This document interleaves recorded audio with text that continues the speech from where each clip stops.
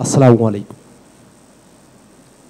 মাননীয় প্রধান উপদেষ্টা, অন্যান্য উপদেষ্টা মণ্ডলী, ঐক্যবদ্ধ কমিশনের মাননীয় সহসভাপতি, অন্যান্য সদস্যবৃন্দ এবং রাজনৈতিক নেতৃবৃন্দ, শুভেচ্ছা গ্রহণ করবেন। শ্রদ্ধার সঙ্গে স্মরণ করছি 24-এর সেই সব বীর শহীদদের, যাদের শাহাদাতের বিনিময়ে আমরা নতুন বাংলাদেশ বিনির্মাণের প্রায় দ্বার প্রান্তে পৌঁছে গেছি।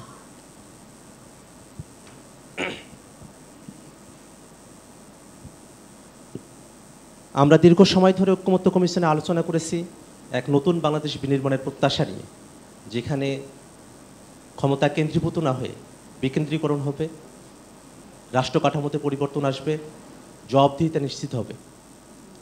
তেমন এক বাংলাদেশের প্রত্যাশা নিয়ে রাজনৈতিক দলগুলো বিগত সময়ে পারস্পরিক শ্রদ্ধাবোধের মধ্য দিয়ে যে ইতিবাচক পরিবেশের মধ্য দিয়ে আলোচনা এগিয়ে নিয়েছে, এই কারণে আমার তরফ থেকে, জাতীয় নাগরিক পার্টির তরফ থেকে উপস্থিত সকল রাজনৈতিক দল এবং বাংলাদেশের সকল জনগণ যারা দীর্ঘ সময় ধরে প্রতীক্ষায় আছেন, তাদের কাছে আমরা কৃতজ্ঞতা প্রকাশ করছি।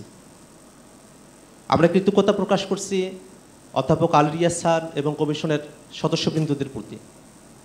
তারা অত্যন্ত ধৈর্যের সঙ্গে এবং দীর্ঘ সময় ধরে পারস্পরিক আলোচনাকে এগিয়ে নিতে সর্বাত্মক ভূমিকা তারা পালন করেছেন।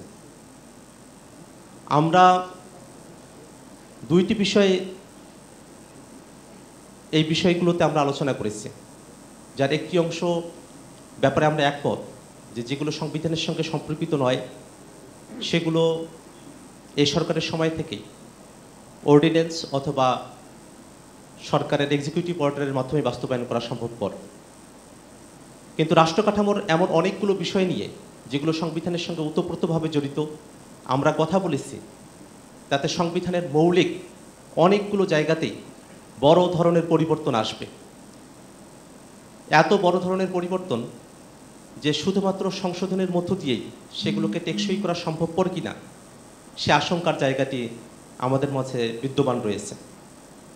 যেহেতু বাংলাদেশে ইতিপূর্বেও হায়ার কোর্টে সংশোধনী চ্যালেঞ্জ হওয়ার মতো পরিস্থিতি তৈরি হয়েছে এবং সেগুলো বাতিল হয়েছে, সেক্ষেত্রে আমরা সংবিধানে যে মৌলিক পরিবর্তনগুলো নিয়ে এসেছি সেগুলোকে কিভাবে টেকসই এবং কার্যকর করা যায়, সেই ব্যাপারে রাজনৈতিক দলগুলোর প্রতি আমরা উদাত্ত আহ্বান রেখেছি পদ্ধতি বাতলে দেওয়ার ক্ষেত্রে।